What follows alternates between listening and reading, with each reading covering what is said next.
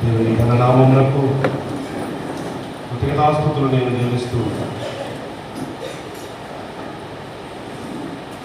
మరొక పర్యాయం సమయం దేవుడు నాకు ఇచ్చిన యోగ్యతను బట్టి మీ ఎదుటి నేను కూడా వాక్యములు పంచుకోవడానికి దేవుడు చూపిన కృపను బట్టి దేవునికి నిండు కృతజ్ఞతాస్తుతులు చెల్లిస్తూ ఈ ఆరాధనలో ఉన్న గౌరవ కమిటీ సభ్యులందరికీ సభ్యులైనటువంటి సెక్రటరీ గారికి ట్రెజరర్ గారికి మరియు సేవ ప్రెసిడెంట్ అమ్మగారికి మరియు సెక్రటరీ ట్రెజరర్ గారికి కూడి వచ్చిన సంఘములకు ప్రతి ఒక్కరికి హృదయపూర్వకమైనటువంటి వందనాలు నేను తెలియపరుస్తూ ఉంటున్నాను. అదే రీతిగా మందులు సార్ షల్మురాజ్ గారు వారు కూడా నా ప్రత్యేకమైనటువంటి వందనాలు తెలియపరుస్తూ జీవం గారు ఈరోజు సత్యమణి గారు కూడా ఆనందంలో బైబిల్ లెసన్ చదవడం గారు ఒక ప్రత్యేకమైనటువంటి గీతాన్ని పాడి కృష్ణగౌర గారు మమ్మల్ని బలపరిచిన విధానం బట్టి వారు కూడా ప్రత్యేకమైనటువంటి వందనాలు నేను తెలియపరుస్తూ పైన వారికి ప్రత్యేకమైనటువంటి వందనాలు నేను తెలియపరుస్తూ యవనస్తులకు కూడా శుభాలు నేను తెలియపరుస్తూ ఉంటున్నాను. దేవుడికి వెళ్ళారా గత వారం అంతా దేవుడు మనలను తన కృపలో భద్రపరుచుకొని మరొక నూతనమైన వారంలో పెట్టే కృపణ దేవుడు మనకు అనుగ్రహించేశారు. గత వారము ఒకసారి నెమరు వేసుకొని ఒక 2-3 మినిట్స్ జస్ట్ ఆ అంశాన్ని దినమున ఆదివారం గత ఆదివారం 8వ ఆదివారం 30 తర్వాత జ్ఞానం చేసుకున్న అంశము అభిషేక్త పరిచర్య గురించి జ్ఞాపకం చేసుకున్నాం. ఘనత కొరకు కాక సేవాత్మకమైన పిలుపు. అది నా ఘనత కొరకు కాదు, నేను నా ఘనత కొరకు కాదు సేవ చేసింది, సేవార్థమైన పిలుపు కొరకు పిలిచిన దేవుడు గొప్పవాడు. ఆ పిలుపు నాకు దేవుడు ఇవ్వబట్ట ఆ పిలుచుకుని బట్టి పరిచర్యకు రావడం, ఆ పిలుపుని బట్టి దేవుడికి మాత్రమే ఘనతకరంగా ఉండాలి తప్ప నా ఘనత అవసరం లేదు.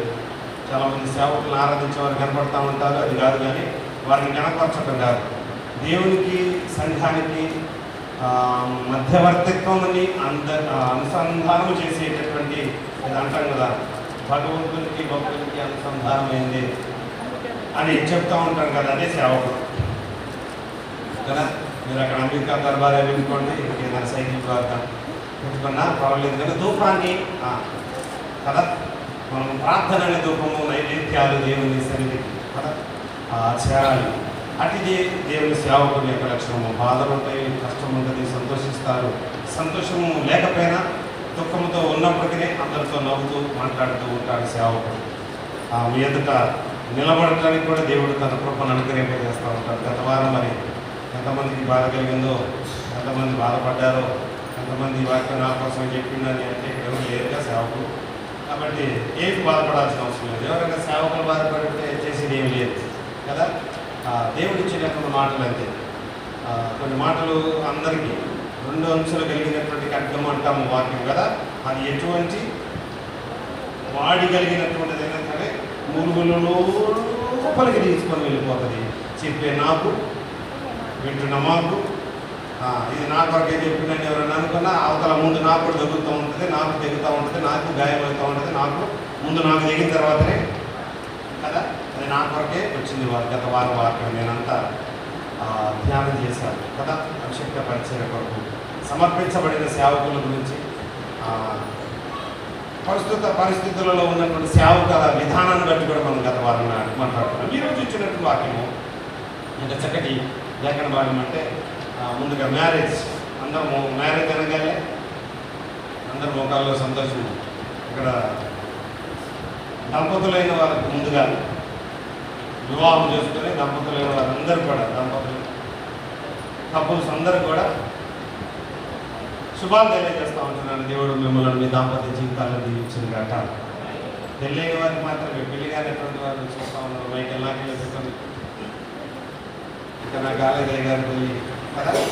వివాహం అనగానే అదొక సంతోషము, సంబరము. 2-3 నెలలుగా దాని కొరకైనటువంటి ప్రయాసము, దాని కొరకైనటువంటి ప్రయత్నాలు కదా. ఆర్థికపరమైనటువంటి విషయాలు, బంధుత్వ బలగము, అనేక రకాలైనటువంటి పనులు మనం మ్యారేజ్ అనగానే మన కుటుంబాల్లో కనపడతా ఉంటారు. కుటుంబము కుమారుడి ఇంట్లో కావచ్చు, కుమార్తె ఇంట్లో కావచ్చు, ఇవన్నీ కలుగుతూ ఉంటుంది. మ్యారేజ్ కంటే ముందు కూడా కుమార్తె ఇంట్లో ఒక దుఃఖం కనపడతా ఉంటుంది. అబ్బా నా కుమార్తె వెళ్ళిపోతుంది అని. కానీ మ్యారేజ్ అయిన నిమిషంలో ఆ కుటుంబంలో ఎంత సంతోషమో కదా, ఎంత ఆనందమో. మా ఇంటికి అల్లుడు వచ్చాడు, అప్పుడు ఏమంటారు, నేను పెట్టి పిలిచిన కుమార్తెను కూడా అప్పటి వరకు ఎంత మర్యాద. నా కూతురు వచ్చింది కదా, మా అల్లుడు వచ్చారు అని అంటారు కదా. అటువంటి మ్యారేజ్ మనందరి జీవితాల్లో దేవుడు అనుగ్రహింపజేయకపోతే ఆ మ్యారేజ్ మనం చేసుకోం కదా. దేవుడు ఆ వివాహ వ్యవస్థను మనకు పరిచయం చేయకపోతే ఆ పెళ్లి అనేటటువంటి బంధానికి అర్థం లేదు కదా. ఆదాము అవ్వల ద్వారా దేవుడు ఆ వివాహ వ్యవస్థను మనలోనికి ప్రవేశింపజేసి లోకంలో మనం అందరం కూడా దాని ద్వారానే, అటు వివాహ వ్యవస్థ ద్వారానే జతపరచబడతా ఉంటున్నాం దేవుని సముఖమందు, దేవుని సన్నిధిలో సేవకుల ద్వారా.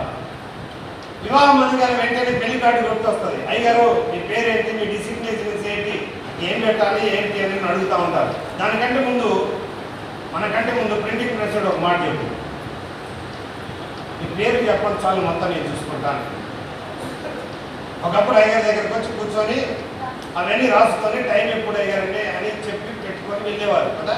ఇప్పుడు అలాంటిది ఏం లేదు, అయ్యగారితో పని లేదు. వాళ్ళు కార్డు పెట్టి మనం పంపిస్తే మనం చూసుకోవాలి. మన పేర్లు ఏమైనా తప్పులు ఉన్నవి ఎదుర్కోవడమే తప్ప ఇంకా అందులో మనం ఏమి మార్పులు చేతులు చేసేది ఏముండదు. అదే ఒకవేళ హిందువుల మ్యారేజ్ జరుగుతూ ఉందనుకోండి, వారేం చేస్తూ ఉంటారు, పూజ దగ్గరికి వెళ్ళి కూర్చొని లగ్నపత్రిక రాపించుకొని ఆయన సెకండ్స్ కూడా చెప్తారు. ఎస్, దాని ప్రకారంగానే పెట్టుకుంటాం, అంతేం లేదు. మ్యారేజ్ అనగానే 10:30, ఏ కార్డు చూడు 10:30, ఏ కార్డు చూడు 11, 10:30, 11, ఇంతకంటే ఎక్కువ ఉండదు. కొంతమంది ఈవినింగ్ పెట్టుకుంటారు, అది 5 అంటారు. ఇవే కనబడతా ఉంటాయి. ఎందుకంటే సమస్తము దేవుని యొక్క ఆధీనమై ఉన్నది కదా. ఈ సెకండ్కి ఆ సెకండ్ అని కాదు, ప్రతిదీ దేవుని సాధీనమైన దేవుడు మనకి ఇచ్చినటువంటిది.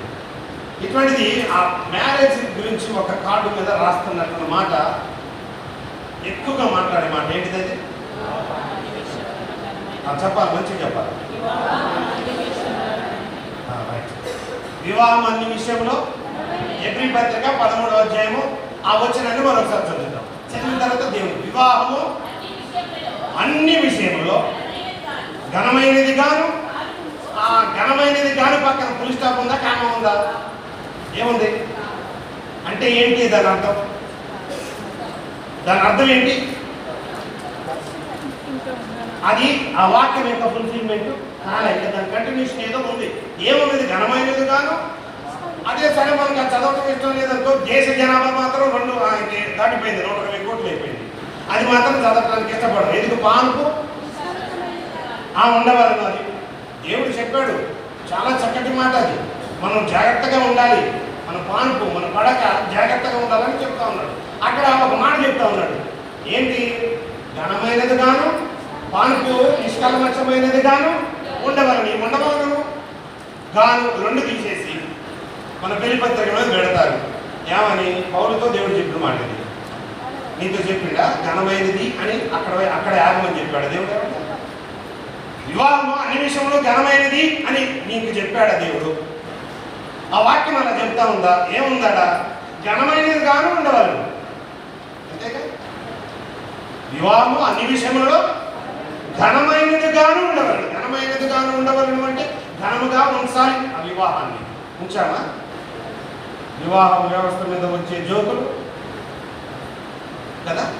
వివాహం గురించి మ్యారేజ్ అయిన తర్వాత వీడికి వచ్చింది గోల్డెన్ డేస్ కాదు, పోయినవి గోల్డెన్ డేస్ అనేవారు ఉన్నారు. ఈ రోజు నుంచి నీ జీవితం నుంచి నువ్వు పోద్ది, నీ జీవితంలోకి నవ్య వచ్చేసింది అని అంటా ఉంటారు కదా. ఆమె వచ్చిన తర్వాత ఉంటుంది వివాహ వ్యవస్థ. ఎలా ఉంటుందట? అనేకమైనటువంటి నవ్వుకునేటటువంటి పదాలుగా మారిపోయింది వివాహ వ్యవస్థ. చులకనగా చేస్తూ ఉంటున్నాం. దేవుడు ఏమంటున్నాడు అంటే వివాహం అన్ని విషయంలో అన్ని విషయాల్లో ఘనమైనదిగాను ఉండవలను అని అంటే అది ఘనముగా ఉండటం లేదు ఈరోజు. ఎలా ఉంటుంది? చులకనగా ఉంటుంది. వివాహములకు ఎవరు చులకన కానీ అనాలోచితంగా కానీ ప్రార్థన పుస్తకంలో వివాహం చేసేటప్పుడు ఈ మాటలన్నీ అక్కడ నిలబడుతున్నటువంటి యవనులకు చెప్తా ఉంటారు. వారు కూడా దేవుని సన్నిధిలో ప్రమాణాలు చేస్తూ ఉంటారు. మీరు ప్రమాణాలు చేసి ఎన్ని సంవత్సరాలు ఏదో గుర్తు చేసుకోండి ఒకసారి. ఆ ప్రమాణ ప్రకారంగానే మనం ఉంటున్నామేమో జ్ఞాపకం చేసుకోవాలి కదా. సులకనగా చేసుకోవటం, వివాహ వ్యవస్థను హేళనగా చేసుకోవటం. ఏమనంటే ఈజీగా ఈగో వచ్చి ఈజీగా ఏం చేస్తూ ఉన్నారు? లాయర్ దగ్గరికి పోవటం, భర్త భార్యతో గొడవ. ఎంత చెప్పినా భార్య మాట్లాడలేదు అని కోపం వచ్చి ఆమెనేం చేయలేక ఆమె పెట్టే ఇబ్బందులు తట్టుకోలేక రోజు అంట్లు కడగాలి, ఇల్లు తుడవాలి.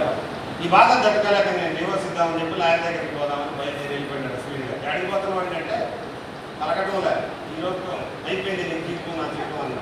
వెళ్ళిపోయి లాయర్ దగ్గర పోయి తలుపు కొట్టి గబగబా ఉన్నారండి వస్తారు అక్కడ లోపల అంటే ఒక పోగాడు కూర్చున్నారు. అక్కడ ఏం చేస్తారని చెప్పి వెనకపోతే ఆయన బట్టలు ఎత్తుకుంటాడు. ఇక ఏం నాకేమిస్తారని లేకపోతే వచ్చింది. ఏంటయ్యా ఆవేశపడిపోయినావు కదా, ఏదో వచ్చినవి ఏంటి అంటే నా బతికే నయం, ఆయన రికవరీ ద్వారా ఉందా. ఇలా జోకులు వేసుకోవడానికి మనకు వస్తుంది వివాహ వ్యవస్థ కదా. కానీ పలానా దంపతులను చూసిన వెంటనే, పలానా భార్య భర్తల యొక్క జీవితాన్ని అన్వేషించి చూసిన వెంటనే ఎంత చక్కటి దాంపత్య జీవితం దేవుని ఎదుట ప్రమాణం చేసుకున్న తర్వాత,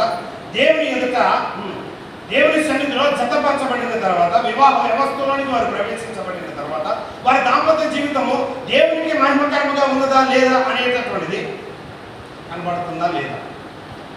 వివాహం అన్ని విషయంలో ఘనమైనది కానీ ఈరోజు ఉండాలా, ఉన్నదా? మనమే ప్రశ్న వేసుకున్నాం. ఈసారి పెళ్లి పత్రిక రాసేటప్పుడు అది పెట్టుకోండి, ఏముండాలా? ఘనమైనది గాను ఉండవలెను. మనం వాక్యాన్ని ప్రసంగి గ్రంథంలో, ప్రకటన గ్రంథంలో కదా, ఒక పుల్లు అయిన సున్నాయను మనం అంటే కొన్ని పదాలు ఎగరబట్టి రాసుకుంటాం. మనకు అవసరమైనంత వరకు తీసుకొని మిగతాది మనకి పనికిరాదు. దాని పక్కన ఖండించే మాటలు, గద్దించే మాట ఉంటే అస్సలు తీసుకోండి కదా. కానీ ఈ వాక్యధారంలోకి వెళదాం. ఈరోజు చదవబడిన పాఠ్యభాగాల నుంచి కూడా చక్కటి మాటలను మనము ప్రసంగి గ్రంథంలో ఈరోజు చదువుకున్న 3 పేటల తాడు అని జ్ఞాపకం చేయబడుతుంది. భారతీయ సంస్కృతికి సంబంధించినటువంటి, సాధారణంగా మీరు ఫారిన్ కల్చర్లోకి వెళ్ళగలిగితే, ఇతర దేశాలకు వెళ్ళగలిగితే వాళ్ళు తాళి కొట్టేం కాదు కదా. మన దగ్గర మాత్రము పసుపు తాడు, బంగారము ఒక లాకెట్ పెట్టి మెడలో తాళి కడితేనే ఇక్కడ వివాహం అయినట్లు. ఎందుకంటే మనం నివసిస్తున్నటువంటి దేశము ఏ దేశము? భారతదేశం. భారతదేశం యొక్క సంస్కృతి సంప్రదాయాలను మనం పాటిస్తూ ఉంటాం. ఈ మధ్యకాలంలో ఒకప్పుడు చీర మీద వివాహాలు, ఇప్పుడు మనం దేవాలయం కూడా వాల్సిన పని లేదు, అక్కడ చూసుకుంటారు. అంత బారున ఉంటుంది. దానికి ఎంతమంది తెలుసా? ఒకరు పట్టుకోవాలా, ఒకరు దండేసేటప్పుడు పైకి లేపాలా, వేగుడి దేవుని భయం. ఇక్కడ అయ్యగారికి టైం అయిపోతుందని సైకిల్ వస్తూ ఉంటాయి, అక్కడి నుంచి ఆకలి అవుతుంది, అయ్యగారు తొందర ముగించడానికి ఏ జీవితమే కాదు కదా.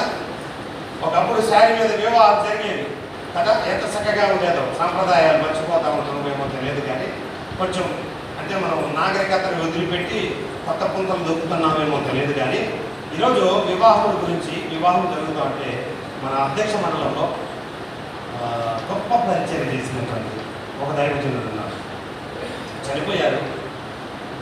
ఎంజియోగ్రామ్ కొరకు హాస్పిటల్లో తీసుకెళ్తే వాళ్ళు చేయలేక నిర్లక్ష్యం వల్ల కిడ్నీ హాస్పిటల్లో చనిపోయారు. అయ్యారు ఖమ్మంలో గడిదేసి యేసుదాస్ అయ్యగారని.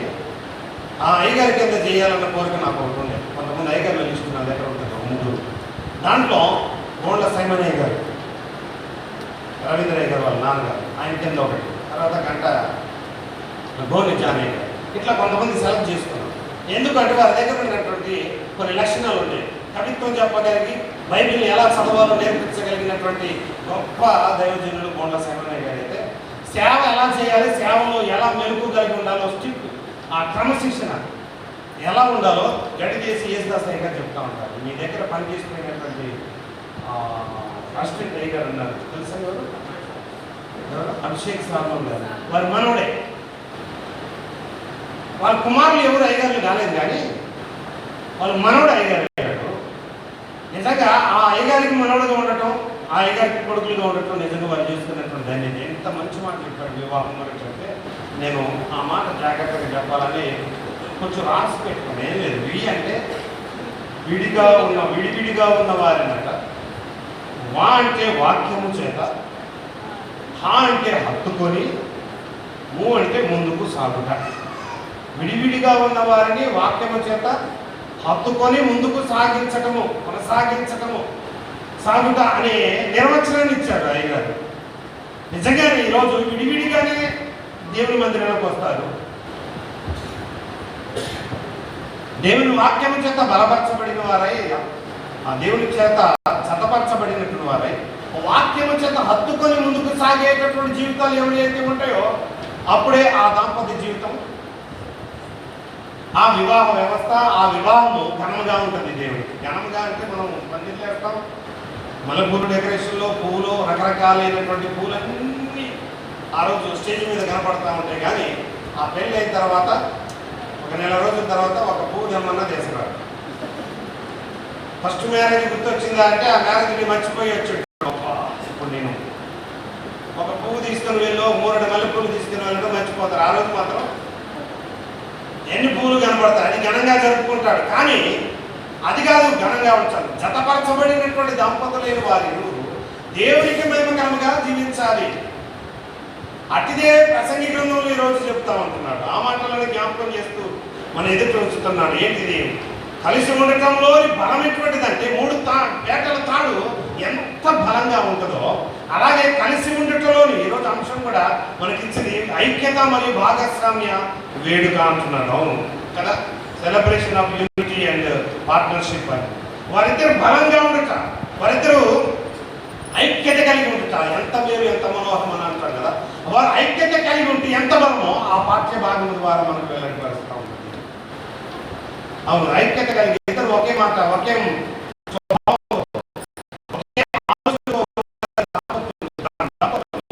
దాంపత్య జీవితం ఎంత బలంగా ఉంటుంది. ఎవరు 3వ వ్యక్తి ప్రవేశించడానికి లేదు కదా. వారిద్దరి మధ్యలో కొట్లాటలు ఉంటాయి, తిట్టుకోవటం ఉంటుంది, నొచ్చుకోవటం ఉంటుంది, మెచ్చుకోవటం ఉంటుంది కదా, సంతోషించటం ఉంటుంది, అన్నీ ఉంటాయి. ఇవేమి లేకుండా దాంపత్య జీవితం కొనసాగుతుంది. మా ఆయన నన్ను ఇంతమందికి ఒక్క దెబ్బ కూడా కొట్టలేదు, నన్ను ఒక్కసారి కూడా గద్దించలేదు అని అంటే అది అశుద్ధాబద్ధమే. వర్షం రావాలంటే వానలు, వర్షాలు పడాలంటే ఉరుములు రావాలి, మెరుపులు రావాలా, ఆ తర్వాతనే చల్లటి సిరుపు జల్లులు పడతా ఉంటాయి. మన ఇంట్లో కూడా గద్దింపులు ఉండాలి. గద్దింపులు లేకపోతే కదా పప్పుకు తాలింపు అంటారు, విశ్వాసకి గద్దింపు అంటారు కదా. అలాగే ఖచ్చితంగా దాంపత్యుల యొక్క జీవితంలో ఆ గద్దింపులు ఉండాలి. అప్పుడప్పుడు అరుచుకుంటాం, కొన్ని సందర్భాల్లో బయటకు వస్తాయి కదా. ఏంటి పాటలా కాదు, మాటలు బయటకు వినపడతా ఉంటాయి. వాళ్ళు ఏంటి ఇలా అరుచుకుంటారంటారు. కానీ ఎంత తిట్టుకున్నా, ఎంత అరుచుకున్నా, ఎంత కాలము వాళ్ళు కొట్టుకున్నా కానీ ఆ విడిపోకుండా వారు నిలుపుకుంటున్నటువంటి జీవితం ఏదైతే ఉందో అది గొప్పది. ఈరోజు ఈగోకు పోయే డివోర్స్ అప్లై చేస్తున్నటువంటి వారు కనపడతా ఉన్నారు, విడిపోవడానికి ఇష్టపడుతున్నట్టు వారు ఉన్నారు. అటువంటి సందర్భాలను మనం ఎన్నో చూస్తూ ఉంటున్నాం. కానీ బైబిల్ దాన్ని ఒప్పుకోదు. అది దేవునికి అవమానకరమైనటువంటిది. అందుకే వివాహం అనే విషయంలో ఘనమైనదిగానే ఉండాలి. అటు వివాహ వ్యవస్థను దేవుడు మనకి ఇచ్చినందుకు ఈ రోజు నుంచి అయినా కానీ దాన్ని ఘనపరచవలసినటువంటి బాధ్యత మనకుంది. కొన్ని విషయాలను మనం జ్ఞాపకం చేసుకున్నాం. భర్త భార్య విషయంలో ఎలా ఉండాలి, వాక్య ప్రకారంగా మనం జ్ఞాపకం చేసుకున్నాం. ఎట్లా ఉండాలి? ఒక మాట కొలస్సీయులకు రాసిన పత్రికలు అంటాడు 3వ అధ్యాయము 19వ వచనంలో ఏమంటాడంటే, చదువుదాం ఒక మాట. కొలస్సీ పత్రిక 3వ అధ్యాయం 19వ వచనం. భర్తలారా మీ భార్యలను ప్రేమించండి. ఒక మాట ఏమంటున్నాడంటే తర్వాత చదువు. భర్తలారా మీ భార్యలు ఏం చేయాలా? ప్రేమించాలి. ప్రేమించాలంటే ఏం చేయాలా? ఆ ప్రేమ వెల్లడి కావాలి. ఆ ప్రేమ క్రియారూపకంగా కనబడాలి. ప్రేమ అంటే ఏంటి? యేసు ప్రేమ. ఆయన నన్ను ప్రేమిస్తున్నాడు, మనల్ని యేసు ప్రేమించాడు అన్నాడని ఆ మాట దగ్గర ఆగిపోలే. దేవుని ప్రేమ కల్వరి శిలువలో తన ప్రాణమును మనందరి కొరకు ఇచ్చుట ద్వారా తన ప్రేమ ఎంత గొప్పదో వెల్లడైంది కదా. అలాగే భర్తలారా మీరు కూడా మీ భార్యలను ఏం చేయాలట? ప్రేమించాలి. ఏం చేయాలి? ఇష్టమైనటువంటి ఎల్లో శారీ అమ్మగారు కట్టుకుంటే బాగుంటుందని నేను ఇచ్చినాను. ఆమెకు అది ఇష్టం. అబ్బా నా భర్తకి ఏమనుకుంటుంది నేనంటే ఇష్టం ఉన్నదయ్యా, వెల్లడిపరచుకో. రెండోది ఏం చేయాలి? ఇంకొకటి కూడా జ్ఞాపకం చేస్తా. మత్తయి సువార్త అంటాడు 19వ అధ్యాయం ఈరోజు చదివిన పాఠ్య భాగంలో కదా 5వ వచనంలో ఉన్న మాట ఏంటి?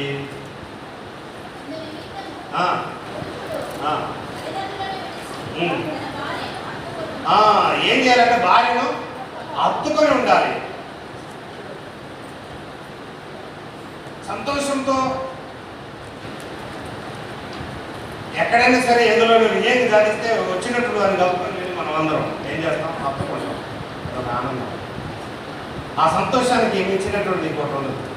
హత్తుకొని ఉండాలి. భార్యను హత్తుకొని ఉన్నటువంటి శరీర సంబంధమైనటువంటి కానీ ఆత్మ సంబంధమైనటువంటి రీతిలో ఆ భార్యను హత్తుకొని ఉన్నటువంటి తనకి ఎప్పుడు దగ్గరగానే, తనతో ఎప్పుడు సన్నిహితంగా ఉండేటటువంటి జీవితం కావాలి. 3వది జ్ఞాపకం చేసుకున్నాం. ఎఫ్ఎస్సి పత్రికలు అంటాడు 5వ అధ్యాయంలో 28వ వచనంలో చెప్తా ఉంటాడు, భర్తలారా అటువలే పురుషులందరూ కూడా తమ సొంత శరీరముతో వలె బద్ధులై ఉండాలి. భార్యను మీ సొంత శరీరము, ఆ శరీరము ఎలాగైతే మనం ప్రేమించుకుంటున్నామో, మన శరీరం పట్ల మనకి ఎంత ఆసక్తి ఉంటుందో, ఎంత ప్రేమ అయితే ఉంటుందో, అలాగే భార్యను ప్రేమించే బద్ధులై ఉండాలి, బద్ధులమై ఉండాలి. ఈరోజు భర్తలారా జ్ఞాపకం చేసుకోండి. ఎప్పుడు చూసినా భార్య కాపాడుతూ ఉంటుంది, ఎప్పుడు చూసినా నన్ను నడుస్తూ ఉంటుంది, మా మీద కష్టకుంటూ ఉంటుంది, చిరుపటలు ఆడుతూ ఉంటుంది, ఎప్పుడు మొహం చూసినా కానీ ఏడుపు ముఖం పెట్టుకొని కనపడతా ఉంటుంది. అయ్యగారు, నువ్వు ప్రేమించబద్ధుడు అయి ఉంటే ఎందుకు అలా ఉంటుంది? నువ్వు హత్తుకొని ఉంటే ఎందుకు అలా ఉంటుంది? మనం వాళ్ళని ఎందుకు హత్తుకుంటాం? లేదు, పుట్టిన ఇద్దరు బిడ్డలు ఉంటే వాళ్ళని బాగానే హత్తుకుంటాం. పెద్దోడా రారా అని బాగా అనుకుంటాం. మరి కర్ణాటక తల్లిని మాత్రం బాగా పెట్టి మధ్యలో రాబా పెట్టుకో, ఇది నా రూమ్, మా పిల్లలు మేము ఒక గదిలో పడుతుంది, వేడనుకుంటాం అని దూరపరుస్తూ నిత్యూరపరిచేటట్టు మాటలు అంటా ఉంటే ఆమె నిన్ను ఎందుకు ప్రేమిస్తుంది? నీ ఎడల ఎలా చిన్నపట్టలు ఆడకపోతే కదా. అందుకని 4వ కూడా జ్ఞాపకం చేస్తూ మొదటి పేరు పత్రిక అంటాడు, 3వ అధ్యాయం 7వ వచనంలో గుర్తు చేస్తూ ఈ మాటను ఏమంటాడంటే, భర్త భార్యను జీవమును కృపావరంలో నీ భార్య నీతో పాలివారై ఉన్నారని ఎరిగి ఎక్కువ బలహీనమైన ఘటమని ఎంచి సన్మానించాలి. ఎప్పుడు ఒక శాలువ తెచ్చి ఇంట్లో పెట్టుకొని రోజు దండేసి శాలువతో సన్మానం చేయటం, అంటే సన్మానించడం అది కాదు, తనను మెచ్చుకోవాలి. ఈరోజు చక్కగా చేసుకోవాలి. మా ద్వారా ఎంత చక్కగా ఉంది బిర్యానీ, ఎప్పుడైనా మెచ్చుకున్నారా? ఎప్పుడు చూడు ఉప్పు తక్కువైంది, నూనె ఎత్తేసి బిర్యానీ ఎట్లా నూనె, మా అమ్మ ఎంతైనా అన్నం అనుకో, మా అమ్మ ఎట్లుండేదో తెలుసా? అంటే మాటలు వస్తుంది, ఏమని తెలుసా? అయ్యా అంతేలేయ్యా, మేమేం చేసినా నీకు నచ్చవు. మీ అమ్మ అయితే అది ఎంత కారం వండినా నీకు పరమాన్నం లాగానే పడుతుంది, మన అమృతం లాగానే ఉంటుంది అని మొదలు పెడతాం కదా. భార్యను మెచ్చుకో, మరి కొంచెం ఎక్కువగా కదా అప్రిషియేట్ చేయాలా, మెచ్చుకోవాలా, కనపరచాలి. వారిని కొంచెం అంటా ఉంటాం కదా, ఎంత పొగరబోతు కిందనైనా కానీ దాన్ని మంచిగా సాల్వ్ చేసుకుంటే అది నీకు లోబడే ఉంటుంది. అంటే ఇప్పుడు మీరు ఆ స్థితిని నేను గుర్తు చేయట్లే. ఎంతటి వారినైనా సరే నీ ప్రేమతో కదా. మునిగే కుక్క అయినా నేను 2 సార్లు 2 బిస్కెట్లు వేసంటే దాబరమేనట, అది అంత ఎత్తునుంది. 2 బిస్కెట్లకే నాకు ఫ్లాట్ అయిపోయి నా వెనకాల తోక అడుచుకొని తిరుగుతుంది. మళ్ళీ లేదా నేను ఎప్పుడు జీవితాంతాన్ని పోయినప్పుడు అని తిరుగుతూనే ఉంది. అబ్బా ఎంత పెద్ద సింహం వలె ఉన్నది, అది చూడంగానే భయం కలుగుతూ ఉంది. కానీ 2 బిస్కెట్ భార్య దగ్గర అప్పుడప్పుడు కొన్ని బిస్కెట్ వేస్తూ ఉండాలి కదా. ఈరోజు ఏంటి సందర్భంలో ఉంటే రోజు అదే ఫేస్ కనపడతా ఉంది. కానీ ఒకసారి అని చూడండి, మీరు భర్తలారా మీరు అని చూడండి, ఏంటి అసలు ఏంటి అసలు ఇలా ఎందుకో అసలు నాకు అర్థం కావట్లేదు. ఈరోజు గ్యారెంటీగా నా మ్యారేజ్ డేనా ఏంటి అని గుర్తు చేసుకొని ఇలాగా ఒక మాటలు అట్లా విసిరేయండి. అండి చెప్పండి, ఏం చేయాలి, ఏముండమంటారు? కానీ తెలివైన కొంతమంది భార్యలు ఉంటారు, ఈ బిస్కెట్లన్నీ నాకు తెలుసు, మనం నా ముందు కాదు చేయాల్సింది, చేసుకుంటే నీ అమ్మ ముందు చేసుకో, నా ముందు పనికిరావు, గుర్తుపెట్టుకోండి. నేను అనుకుంటున్నావు అనేవాళ్ళు ఉంటారు, గుర్తుపెట్టుకోండి కదా. జ్ఞానవంతురాలు అయితే సామెతల గ్రంథం చదువుతాం కదా, ఇల్లు కట్టుకుని అంటారు వెంటనే కదా. ఎమ్మటే భర్త మాట అందుకొని తన జేబులో 1000 రూపాయలు ఉంటే అప్పుడు తీసుకో ఏమన్నా అంటే, ఆ తర్వాత 10 రూపాయలు తీసుకొని ఒప్పుకోడు కదా. జ్ఞానవంతురాలు ఏం చేస్తుంది అంటే భర్తని రాజును చేసి రాజుకు రాణిగా ఉంటుంది. హల్లెలూయా, అంతేగా. అదే బుద్ధిహీనురాలు ఉందనుకోండి, భర్తను తనకు బానిసగా చేసుకొని బానిసకి భార్యగా ఉంటుంది. ఎలా ఉండాలా మనం? భర్తను ఎప్పుడు రాజును చేసి రాజుకు రాణిగా ఉంటాయి. ఇప్పుడు అమ్మగారు ఏమి ఎందుకు పిలవబడ్డది? అమ్మగారు అయ్యగారిని చేసుకుంది కాబట్టి అమ్మగారు. ఆమె ఏమైనా డిగ్రీ చదివి లేదా అయ్యగారు కోర్సులు చేసి రాలే అయ్యగారిని ఆటోమేటిక్ పెళ్లి చేసుకుంది కాబట్టి అమ్మగారు అయిపోయింది. ఇప్పుడు భర్తను నువ్వు రాజు చేస్తే ఆటోమేటిక్ నువ్వేమవుతావు? రానివేతావు. అదే భర్తను బానిసగా చేసుకున్నావు అనుకో, నువ్వేమైతావు? బానిసకి భార్యగానే ఉంటుంది. జాగ్రత్త, బానిసలు చేసుకోబాకండి. భర్తను ఎప్పుడు రాజుగానే ఉంచండి. అదే మీకు ఆశీర్వాదం, అదే మీకు దీవెన. అందుకే నేను భర్తలకి ఈ మాటలను జ్ఞాపకం చేస్తూ సన్మానించండి. నీ భార్యను మెచ్చుకోండి. ఈ పని చాలా చక్కగా చేసావు, మీ ఇల్లు ఈరోజు ఇల్లు ఇంత చక్కగా ఉంది అని నువ్వు మెచ్చుకోగలిగితే, దాన్ని ఫీడ్బ్యాక్ ఇవ్వగలిగితే తప్పకుండా మరీ ఎక్కువగా తన పనిలో శ్రమ అనుకోకుండా చేయడానికి ఇష్టపడతాం కదా. ఇంకొకటి భర్తల గురించి 5వ మలాకి గ్రంథం అంటాడు 2వ అధ్యాయం 14వ వచనంలో ఉన్నటువంటి మాటలు చదువుతాం. మలాకి గ్రంథము 2వ అధ్యాయము 14వ వచనం మాట చదువుతున్నాం ఒకసారి.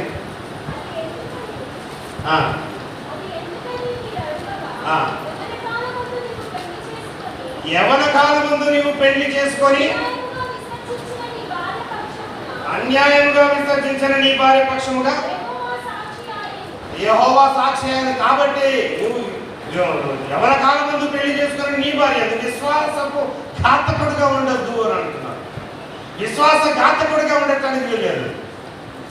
ఎప్పుడన్నా బయటికి పోయితే విశ్వాసం ఉంచుతారా? ఇప్పుడు పోయిందంటే ఎప్పుడు వస్తాడో తెలియదు. మా ఎదారు ఎడ తిరుగుతుందో, యాడికి పోయిందయ్యా అమ్మ, యాడికి పోయిండు, ఏమో యాడికి పోయిండు, యాడ తిరుగుతుండో. విశ్వాసం లేదు మన మీద, నమ్మకం లేదు. హైదరాబాద్ పోయిండు, ఎప్పుడు వస్తానని చెప్పిండంటే రాత్రికే వస్తాను. వచ్చిండా రాడా? ఎట్లా నమ్మకం కలిగింది, ఎట్లా విశ్వాసం కలిగింది? ఆమె ఒక్క కొంచెం ముందుకు ఆలోచన చేస్తే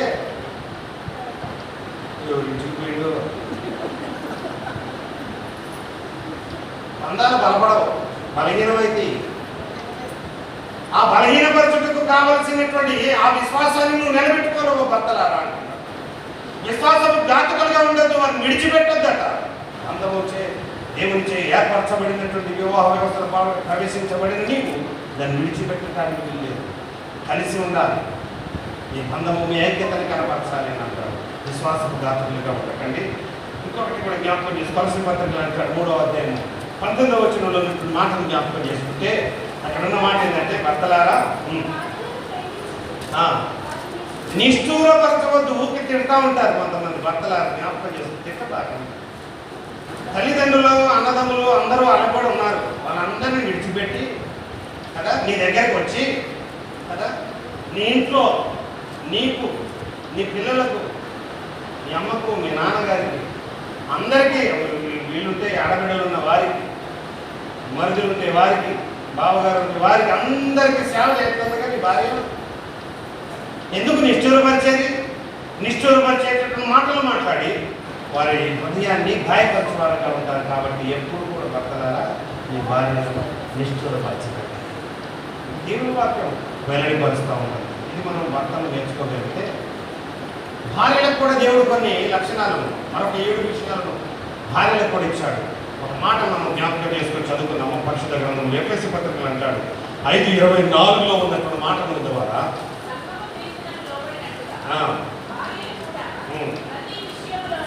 భార్యలకు కూడా ప్రతి విషయంలోనూ భర్తలకు, పురుషులకు ఏం కావాలట?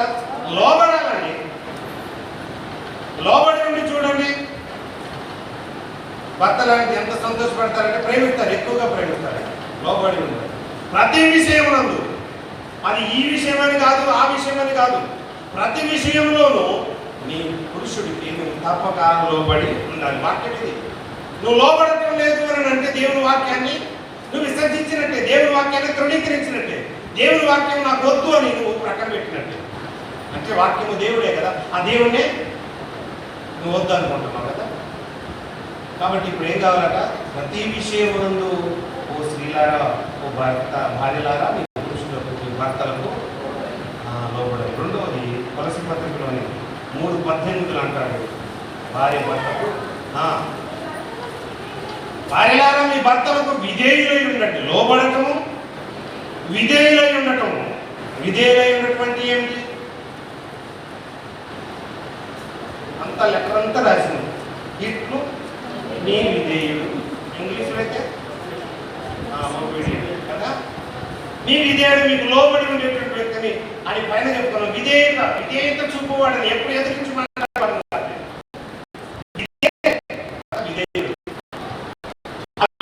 కలిగి ఉండాలి అంటూ భార్యలు కూడా దేవుడు వాక్యం ద్వారా హెచ్చరిక చేస్తా ఉన్నాడు. అంతేకాదు మొదటి పేతురు పత్రికలో కూడా ఇంకో మాట జ్ఞాపకం చేస్తా ఉంటాడు. 3వ అధ్యాయం 2వ వచనంలో ఏమనంటే, అందువలన వారిలో ఎవరైనా వాక్యములకు అవిధేయులైతే వారి భయముతో కూడిన నీ పవిత్ర ప్రవర్తన ద్వారా వాక్యం లేకుండానే నీ భర్తను కాపాడుకోవచ్చు, నీ భర్తను రక్షణలోకి నడిపించవచ్చు. నీ పరిశుద్ధ ప్రవర్తన, నీ పవిత్రమైన ప్రవర్తన ద్వారా నీ భర్తను రక్షణలోకి నడిపించుకోవచ్చు. నా భర్త తాగుతున్నాడండి, నా భర్త నా మాట వినటం లేదండి, ఇష్టం వచ్చినట్టుగా ప్రవర్తిస్తున్నాడంటే నీ ప్రవర్తన అక్కడ కావాలి. ఆయన కనపడతారు కదా, ఏం చేసుకోవాలా? దావీదుకి ఎదురుకుపోతావా? భార్య ఏం చేస్తా ఉంది? అబిగయీలు తెలుసా? తన భర్త ఎటువంటి వాడు? మొరటివాడండి. అటువంటి మొరటివాడు చేసేటటువంటి పని భార్య తన జాగ్రత్తగా కాపాడుకున్నదండి. ఆ చరిత్ర అంతా మనకు తెలిసినటువంటిది. కాపాడుకొని ఎదురు వెళ్ళి పోరాడాలని దావీదు మీదకే అతను ఎదురు తిరుగుతూ ఉన్న పరిస్థితుల్లో తన జ్ఞానం చొప్పున ఏం చేసింది? తన పరిశుద్ధ ప్రవర్తన ద్వారా, పవిత్రమైనటువంటి ప్రవర్తన ద్వారా తన భర్తను రక్షణలోనికి నడిపించుకోవచ్చు. వినటం లేదు అని వారి మాట వినేది లేని వారిని ప్రక్కన పెట్టి మొత్తం నాదే పెత్తనం అని అనుకుంటే తీసుకోకండి. నీ మంచి నడవడితో, నీ ప్రార్థన జీవితంతో, నీ ఆత్మ నడిపింపుతో, ఆధ్యాత్మికమైనటువంటి జీవిత విధానంతో నీ భర్తను ఏం చేసుకోవాలి? నీ ప్రార్థనలోకి నడిపించుకోవాలి. రక్షణలోనికి, క్రీస్తులోనికి నడిపించగలిగే శక్తి నీలో ఉంటుంది. కాబట్టి అలా నడిపించుకోవాల్సినటువంటి శక్తి నీలో ఉంది. కాబట్టి భర్తలు మాట వినకపోయినా, వారి ఇష్టానుసారంగా ఈ లోకానుసారంగా ప్రవర్తిస్తున్నా వారిని మంచి నడవడిలోకి తీసుకొని వచ్చేటటువంటి బాధ్యత మీరు ఉండాలి అని వాక్యం శ్రమిస్తున్నాం. అంతేకాదు మరొక మాటను జ్ఞాపకం చేసుకున్నాం. కొరింథీయులకు రాసినటువంటి మొదటి పత్రికలు అంటాడు 7వ అధ్యాయము 10వ వచనంలో ఉన్నటువంటి మాట ఏమంటుందంటే,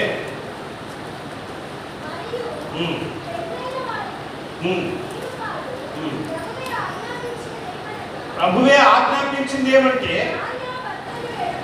భార్య భర్తను ఎడబాయకూడదు. ఏమనంటే ఏమంటారో తెలుసా? అన్ని చదువుకొని ఆధార్ కార్డు పట్టుకుంటే నేను బస్సు ఎక్కి మా ఇంటికి పోతా. రేవంత్ రెడ్డి గారు మీరు ఏడన్నా మీకు వందనాలయ్యా.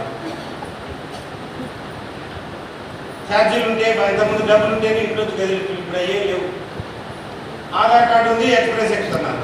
హైదరాబాద్ కూడా పోతుంది. ఒక క్రిస్మస్కి షాపింగ్ కానీ గాజులు కొనుక్కోవడానికి హైదరాబాద్ పోయి చార్మినార్లో కొనుక్కొని వచ్చింది. ఏం లేదంటే ఫ్రీ కార్డు, ఆధార్ కార్డు. ఇంట్లోంచి ఎడబాసి వెళ్ళిపోతూ ఉంటారు. వెళ్ళిపోయి రాము, పెద్దలను పిలిపియాలా, పెద్ద మనుషులు పిలిపియాలా, అందరు పిలిపించుకొని పంచాయతీ పెట్టుకొని అంత అల్లరి చేసుకొని అందరికి తెలిసిపోయిన తర్వాత అప్పుడు వచ్చి నువ్వు కాపురం చేస్తే అది ఎంతవరకు న్యాయం ఉంటుంది? ఆలోచన చేసుకోండి మీ దాంపత్య జీవితానికి. మనుషులు ఎప్పుడు ఆ పెద్ద మనుషుల మధ్యలో మాట్లాడినప్పుడు ఈ నీ బలహీనతలన్నీ వారందరి ఎదురు చెప్పినప్పుడు ఆ భర్త మనసు ఎంత గాయపడుతుంది? భర్త ఆమె యొక్క బలహీనతలన్నీ చెప్పినప్పుడు ఆమె హృదయం ఎంత గాయపడి ఉంటుంది? వీటన్నిటి విరుగుడు పెద్దలు కలిసి ఏం కాదు అమ్మాయి అన్ని చదువుకొని కూర్చొని మంచిగా చేసుకొని 4 మాటలు చెప్పి ఆమెకు 4 మాటలు ఇంకో 4 మాటలు చెప్పిన తర్వాత ఇంటికి వస్తే అదే ఇంట్లో నివసిస్తూ ఉంటే ఈ మాటలని గుర్తురావా ఒకరికొకరు? అందుకే ఎడబాయద్దు. ఈ రోజుల్లో ఎలా ఉంది పరిస్థితులు అంటే భార్య ఒక్క రోజు ఇక్కడ పోతే భర్తకి పట్టపక్కాలు వాడు ఎప్పుడు పోతారా ఎంత చదువుతా ఉంటాడు. అప్పటి వరకు హ్యాండ్ బ్యాగ్ అని చదువుకోడు. ఆమె పోతారంటే మాత్రం అన్ని చదివి బస్సు ఎక్కించవచ్చు చక్కగా. ఎందుకంటే ఇంట్లో కలిగినటువంటి అడవికి సింహం, అడవికి రాజు అంటే సింహమేనంట. ఆ సింహం కూడా తన గుహలో పోతే మాత్రం ఆడ సింహం దగ్గర అది కూడా మేము కూర్చోండి. బయట మాత్రమే అది సింహం. లోపలికి పోతే మాత్రం, గుహలోకి పోతే మాత్రం అది ఆడ సింహం ఎదుట మౌనంగా ఉండాల్సిందే కదా. మనకి కొన్ని పదాలు ఉంటాయి ఇంగ్లీష్లో, కొన్ని సైలెంట్ వర్డ్స్ ఉంటాయి కదా. సునామీలో టీ సైలెంట్ అయింది, హానెస్ట్లో హెచ్ సైలెంట్ అయింది, సైకాలజీలో పీ సైలెంట్ అయింది కదా. కానీ లైఫ్లో మాత్రం హస్బెండే సైలెంట్ అయింది కదా. వీటన్నింటిలో అన్ని సైలెంట్ అయితే జీవితంలో లైఫ్లో మాత్రం ఎల్లుగా సైలెంట్ అయ్యింది, హస్బెండ్ సైలెంట్ అయ్యింది. అక్కడ ఆమె సైలెంట్గానే ఉంటారు, లేకపోతే ఆ ఇంట్లో చికాకే కదా. ఎక్కడ మౌనంగా ఉండాలో, ఎక్కడ మాట్లాడాలో తెలుసుకోగలిగినట్టు ఈరోజు. అందుకనే భార్య ఎప్పుడు కూడా ఎడబాయకూడదు అని అంటున్నాడు. అంతేకాదు, మొదటి కొరింథీ పత్రికలోని 7వ అధ్యాయంలో అంటాడు, 39వ వచనంలో ఉన్న మాటలు ఏంటంటే, ఆ మాటలు కూడా జ్ఞాపకం చేసుకోండి.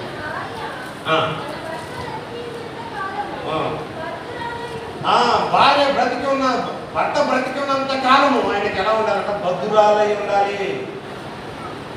ఇవన్నీ భర్తలకు ఒక 7 విషయాలు చెప్పిన, ఇప్పుడు భార్యలకు ఒక 7 విషయాలు జ్ఞాపకం చేస్తా ఉన్నాం. అందులో నేను చెప్పుకున్నాను మొదటగా, తర్వాత ఇప్పుడు అమ్మగారికి కూడా. అంటే మీరు ఏమనుకుంటారు, మాకే చెప్తున్నాను కాదు, మా దాంపత్య జీవితానికి కూడా చాలా అవసరమైంది. మీ జీవితం మీ కుటుంబం వరకే పరిమితమైతే ఉండాలి, మేము అందరికీ కనపడేటటువంటి జీవితాలు కదా. ఒక అయ్యగారు అని అంటే వెంటనే భార్య ఉందా లేదా, ఆమె ఎలా ఉందో అన్నీ గమనిస్తారు. అయ్యగారు ఎలా ఉన్నారా అన్నీ అబ్జర్వ్ చేస్తూనే ఉంటుంది కదా. ఇదిగో భర్త బ్రతికినంత కాలము భార్య ఎప్పుడు కూడా ఆయనకు బద్ధురాలయ్యే ఉండాలి. ఆమెను విడిచిపెట్టడానికి ఆయనను ఎడబాయడానికి వీలు లేదు అని అంటున్నాడు. అంతే. ఇంకొక మాట జ్ఞాపకం చేసుకున్నాం. 6వది యోబు గ్రంథంలో అంటాడు, 2వ అధ్యాయము 9వ వచనంలో, అక్కడ అంటున్న మూర్ఖురాలు మాట్లాడినట్టుగా కదా యోబు గారు చెప్తా ఉంటారు. చదవండి అన్నమాట 9వ వచనము.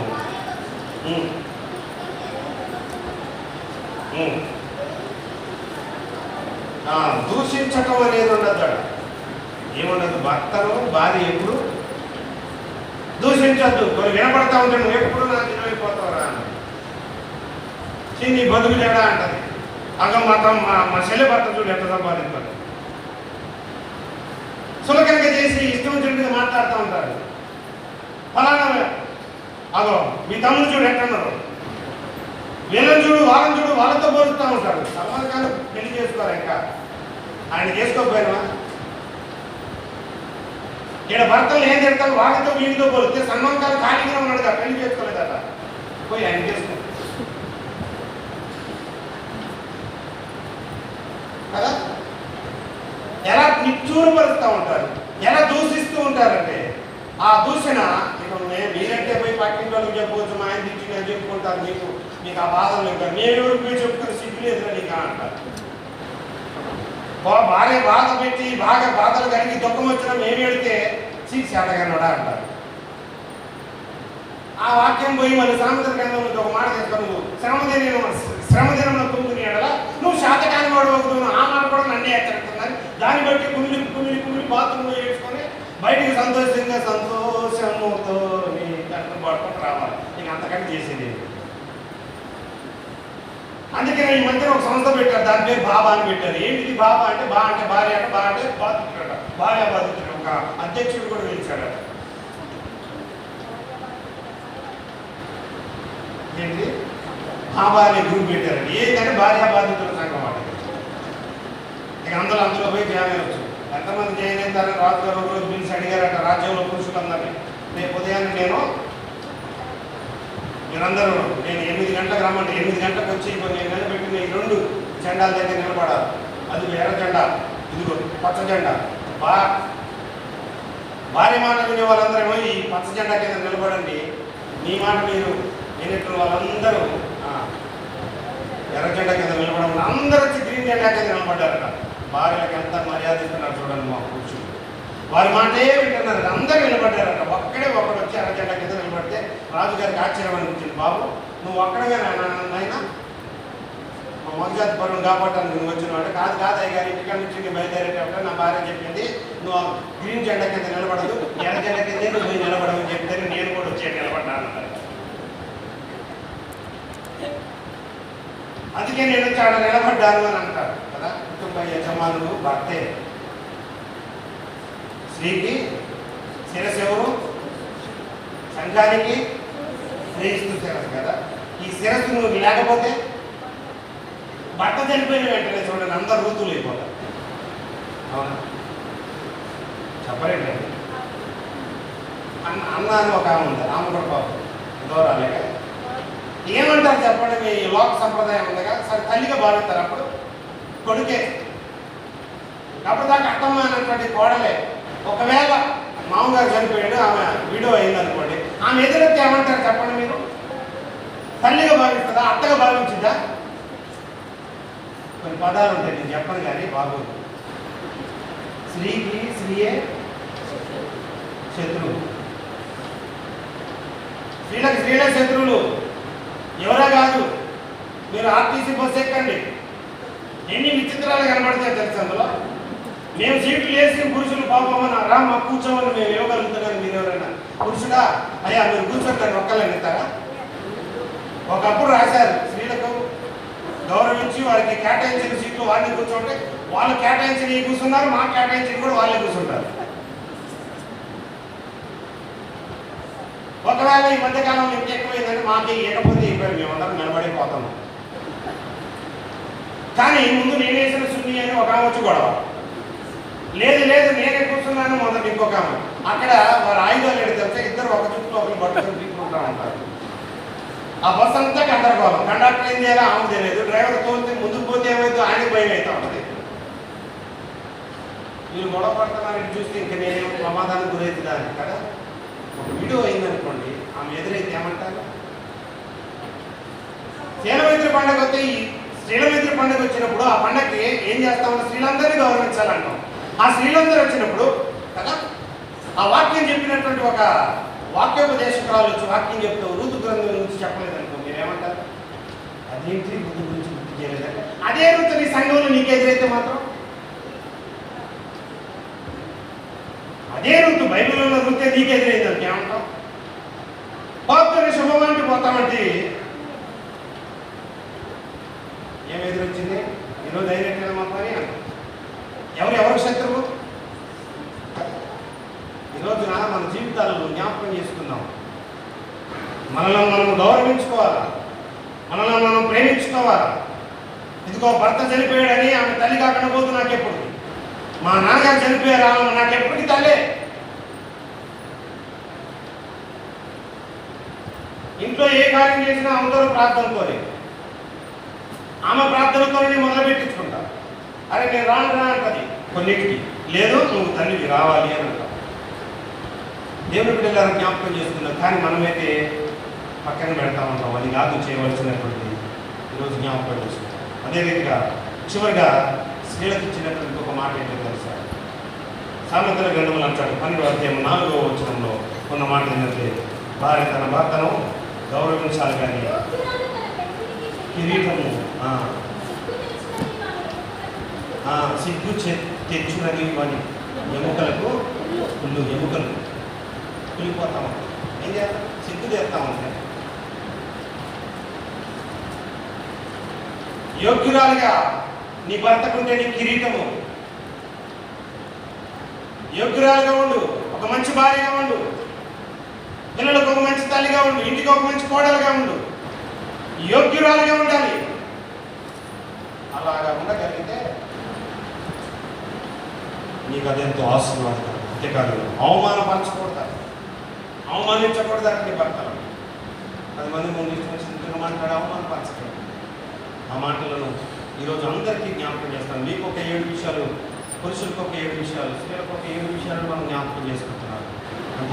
అంతేకాదు ప్రేమల దేవుడు గారు ఈరోజు మనకిచ్చిన వాక్య భాగంలో ఐక్యత కలిగి ఉన్న కాబట్టి కొన్ని మాటలను మన ఎదుట ఉంచుతూ ఉంటున్నాడు. సువార్త పాఠ్యభాగంలో అక్కడ అంటాడు, ఎక్కువగా మాటలే కాదు నిబంధనల్లోని ఐక్యతల గురించి జ్ఞాపకం చేస్తా ఉన్నాడు. ఏంటి దాన్ని ఒకసారి చదువుకుందాం, మా ఒక్క మాట చదువుతున్నాము. 4 నుండి 6 వచనాలు చదువుతున్నాం కదా. 19వ అధ్యాయం మత్తయి సువార్త చదువు. శ్రేణిగాను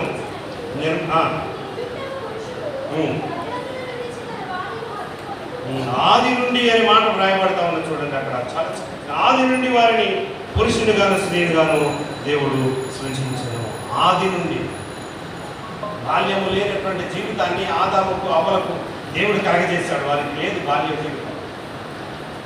యవన జీవితంలో దేవుడు పంపించి ఆది నుండి దేవుడు వారిని స్త్రీనిగాను పురుషులుగా ఏర్పరిచి ఒక మంచి బంధాన్ని దేవుడు వారి యొక్క నిలబెట్టినాడు. దాంపత్య జీవితంలో నూతనంగా వివాహమైందట. అయిన తర్వాత వారిని గదిలోనికి పంపించారట. వారి గదిలోనికి వెళ్ళి తలుపు వేసుకొని వారు కూర్చొని అక్కడ మాట్లాడుతూ ఉన్నారట. మాట్లాడుకుంటూ ఉంటే ఈ లోపల ఆ తలుపు సందులో నుంచి ఒక ఎలుక లోపలికి రావడం భార్య చూసిందట. ఏమండి మన ఇంట్లోకి ఒక ఎలక వచ్చింది అన్నాడు. అంటే ఆమె అన్నది, ఆయన అన్నాడట, కాదు ఎలక కాదు, అది సుచ్చెలుక అన్నాడట. కాదండి ఎలకండి, కాదండి ఎలకండినే కాదాగి నువ్వు నోరుమూసుకో. సుచ్చెలకైతే నాకు తెలియదు, మా ఇంట్లో ఏ ఎలక ఉంటావు, మా ఇంట్లో రోతుండేది నేను, ఏ ఎలక వస్తే నాకు తెలుసు చుంచారు కదా అని ఆయన అంటాడు. కాదండి ఎలకని ఆమంటది. నువ్వు నేను చెప్పింది వినవా, నా మాటకి ఎదురుదే కాదండి అది ఎలక అన్నదట. లాగి పెట్టి సమ్మేది కొట్టిందట. వెంటనే తలుపు తీసుకొని బయటకు లబోదిబ్బో మొత్తుకుంటూ ఏడుస్తూ ఉందట. ఏమైందమ్మా, అక్కడ తల్లిదండ్రులు ఉన్నారట. ఏమైందమ్మా, ఎందుకు ఏడుతున్నాడు? పోయి కోపిస్టోడికి నాకు ఇచ్చి పెళ్లి చేశారు, పెళ్ళి ఒకరోజు కూడా కలవలేదు, అప్పుడే నా సంపాదన బాగా కొట్టారు. ఎప్పుడైనా మీరు నన్ను కొట్టారా? అవునమ్మా అని ఆ చంపని చూశారు తల్లిదండ్రులు. కోపంతో రగిలిపోతా ఉన్నారు. ఇలాంటి వాడికి నా కూతురు ఇచ్చింది, తీసుకుని వెళ్ళిపోయారు. ఆయన పోయి బయటికి పోయినట్టు. ఏమైంది రా అని తల్లిదండ్రులు అడిగితే, ఇట్లాంటి ఎదురు తిరిగే భార్య నాకు ఇచ్చారు, చచ్చ ముట్టపోకడం. అలాంటిదని నాకు ఇచ్చారు, నాకెందుకు బొమ్మను. మొదటి రోజు రాత్రి విడిపోయారు. నెల అయింది, మాటలు లేవు. 2 నెలలు అయింది, మాట్లాడుకోవటాలు లేవు. 3 నెలలు అయింది, లాభం లేదని ఆ పంచాయతీ అయ్యగారి దగ్గరికి పోయింది. అనిల్ అయ్యగారు వేరేగా పెళ్లి చేసిందంటే నేను ఒక్కనే ఉన్నా, ఇంకొక అయ్యగారు కూడా వచ్చింది. వాళ్ళు పిలుచుకోరు, అమ్మాయి తరపున్నారు, భలే ఉన్నారు. ఆ పంచాయతీ చెప్తే నేను ఒక్కనే కాదు, ఎవరెవరైతే పెళ్లిలో వాళ్ళందరూ కూడా పేరు ఉన్నట్టు అందరూ పిలిచి పంచాయతీ పెట్టారు. ఏం జరిగిందంటే ఇది జరిగింది. దాని ఆశ్చర్య విషయానికి అని చెప్పి మందలించి అది చేసి ఇద్దరిని కలిపారు. 1 సంవత్సరం తర్వాత మళ్ళీ వాళ్ళిద్దరూ కలుసుకున్నారు. సంతోషంగా అయ్యారు, గెలిపారు. వాళ్ళిద్దరు కూడా హ్యాపీగా ఒకే బండి మీద బుల్లెట్ కొనిచ్చిన మామ ఆ బండి మీద చక్కగా చక్కాపట్టాలు వేసి ఇంటిపోయారు. ఆ రాత్రి గదిలో కూర్చున్నారు, మాట్లాడుకుంటున్నారు. మళ్ళీ ఎలాగ మళ్ళీ వచ్చింది అది ఎలాగ రాగానే ఏమండి అనుకోండి ఎలాగ వచ్చింది. పోయినసారి మనము ఈ ఏక దగ్గర కదా గొడవపడి మనం సంవత్సర కాలం ఎడబాపు కలిగినాము, అది మంచిది కాదు కదా అంటే అవును ఇక ఒకరికొకరు ఇలాంటివి వద్దు మన ఇద్దరు అనుకుంటుంటే అయ్యాక బయటకు వచ్చింది. మళ్ళీ ఇదిగో అనుకోనండి ఆలోచన పట్టేలా మళ్ళీ వచ్చింది. అది ఎలక కాదు, సుంచెలకే.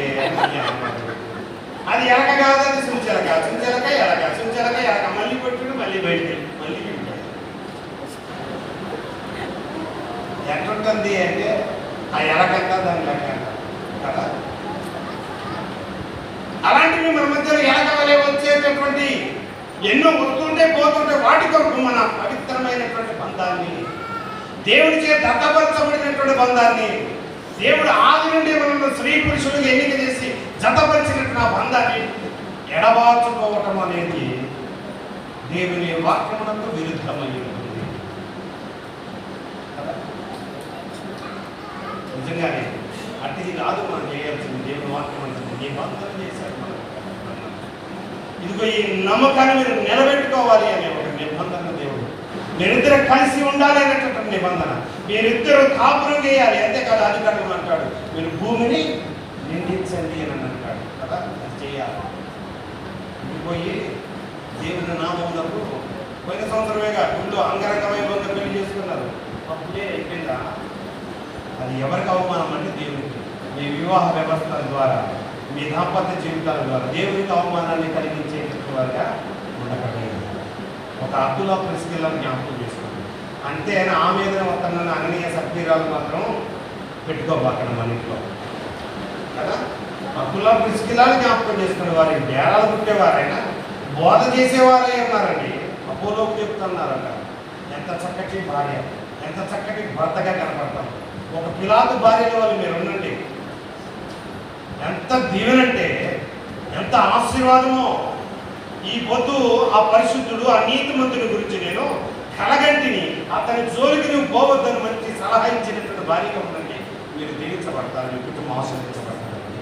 భర్తను ఆ పాపములు పడిపోకుండా కాపాడగలిగినటువంటి దైవం అండి. అందుకే పిలాతు ఏమంటాడంటే, ఈ పాపం, ఈ దోషము మీ మీదకి, మీ పిల్లల మీదకే అని చెప్పి తన చేతులు పెట్టుకుంటాడు. భార్య మాట విన్నాడు చక్కగా, మంచి సలహా ఇవ్వండి. అంతేగాని ఎదురింటి వాళ్ళు మా మీద పోరాడు, నువ్వే ఖాళీ కూర్చుంటూ వెళ్ళిపోయి యుద్ధం చేయమని చెప్పకండి. మీరు అటువంటి వారంగా కాక దేవుని కొరకు, దేవుని మహిమ కొరకు అయినటువంటి కుటుంబాలని మన కుటుంబాలు ఉండాలి. మనం దాంపత్య జీవితం అనేకులకు ఆదర్శప్రాయంగా ఉండాలి. మన దాంపత్య జీవితాన్ని చూసిన వెంటనే మీరు నడిచి వస్తున్నటువంటి విధానం, ఎంతమంది భార్య భర్తలుగా కలిసి దేవుని మందిరంలోకి వస్తాం, మనం చూసిన వెంటనే అలా ఉండాలని మన తర్వాత వివాహాలు చేసుకునే వారు చూసి మాట్లాడాలి. రాత్రి స్కిల్స్ గేమ్ పెట్టుకున్నాం మేమందరం. అంటే దంపతులు కొరకు మాత్రమే పెట్టాము, ప్రతి ఎప్పుడు జరగలేదు అట్లా. కానీ నేను కొత్తగా ఉంటుందని ఏర్పాటు చేసుకొని గేమ్స్ ఆడాము. ఇక్కడ డివైజేఎం గారు, మేడం గారు కూడా వచ్చి పార్టిసిపేషన్ చేశారు. చాలా సంతోషంగా అనిపించింది. కొన్ని జంటలే, చాలా జంటలు ఉన్నాయి కానీ అందరు రాలేదు. కొంతమంది వచ్చాము కానీ ఆనందం వర్ణించలేదు, ఎంత ఆనందంగా ఉన్నాం. పోటీపడి, ఒకరికొకరు పోటీపడి బైబిల్ వాక్యాలు ఆ పిరమిడ్స్ పేరుస్తూ ఉంటే చూస్తూ ఉన్నాం. ఒక్కొక్కరు ప్రకటన తర్వాత యోధా ఉండాలి, పెట్టు పెట్టు పెట్టు పెట్టు అంటూ ఆ ఆటలు మీరు చూస్తే ఉంటుంది ఎంత ఆనందం కలిగిందో. బైబిల్ పరంగానే మేము పెట్టుకున్నాం చాలా చక్కగా. ఆటకు ఒక గేమ్ ఆడారు బయట. దోషంలో నీళ్ళు తీసుకుంటూ ఒకరికి అందించుకోవడం ద్వారా ఏంటంటే ఒకరికొకరు సహకారం అందించుకుంటూ వాటిలో పోయారా, ఎవరు ఎక్కువ పోతూ వాళ్ళిద్దరు సహకారం మంచుకుంటే దోషులు మంచుకుంటే అక్కడ పెట్టింది మిగిలింది. మన దాంపత్య జీవితంలో ఒకరి యొక్క దోషులు ఒకరి చేతులు కలిసి ఉంటే మన కుటుంబాలు కూడా సుఖ సంతోషాలతో ఉంటాయి. అలాగే ఉండాలని, దేవుని ప్రేమ కలిగి జీవించాలని జ్ఞాపకం చేస్తూ ఈ మాటలన్నీ మన వెనుకలో ఉంచుకొని చివరిగా పత్రిక పాత్రలో ప్రేమలో త్యాగం ఉంటుంది. ఆ త్యాగాన్ని మనం కూడా కలిగి ఉండాలి. నువ్వు ప్రేమిస్తున్నావంటే కుటుంబం కొరకు సాక్రిఫైస్ చేయాల్సింది. నువ్వు ప్రేమిస్తున్నావంటే కుటుంబం కొరకు నేను సాక్రిఫైస్ చేయలేను, నా వల్ల కాదు, పని మనుషులు పెట్టండి అంటే కాదు. నువ్వు కుటుంబంపై ప్రేమ ఉంటే నువ్వెంత కష్టపడినా అది నీ త్యాగం అయితే తప్ప అది నీ యొక్క బడ్డం కాదు కదా. భర్త అయినా సరే నువ్వు కుటుంబాన్ని ప్రేమించి ఎంత కష్టపడ్డా రాత్రి పగలు ఓటీలు చేయి, రాత్రి పగలు డ్యూటీలు చేయి, అది నీ కుటుంబం కొరకైన త్యాగమే అంటాం. కానీ అది శ్రమగా భావించము. అదే మాటను ప్రతి పార్టీ ద్వారా తెలియజేస్తూ ఉంటున్నాడు.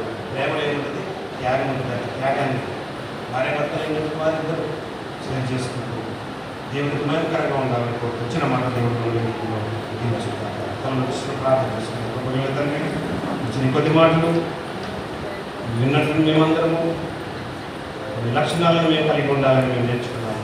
అది కలిగి ఉండి వివాహ వ్యవస్థను మీరు ఏర్పాటు చేశారు, దాన్ని ఘనంగా ఉంచుకున్నారు. అన్ని విషయంలో ఘనమైనదిగా ఉండవాలని వివాహాన్ని మీ వాక్యం సెలవిచ్చిన రీతిగా ఈ వివాహ వ్యవస్థను ఘనపరిచే వారంగా మేము ఉండటానికి మమ్మల్ని పాత్రలుగా వాడుకోవాలని నామమున ప్రార్థిస్తూ వేడుకొచ్చున్నాను. మనమందరము నిలబడండి. విశ్వాసం అపోస్తుల విశ్వాసం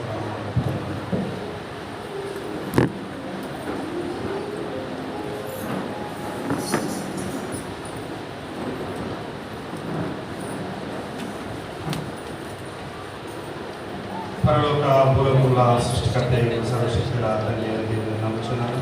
ఆయన అతని కుమారుడు మన ప్రభువుని యేసుక్రీస్తును నమ్ముచున్నాను. ఆత్మల కలిగే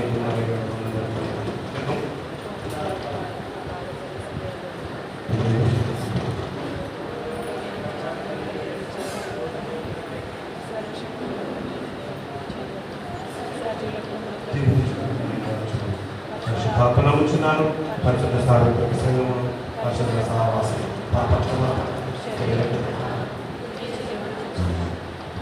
అందరూ కూర్చున్నాడు.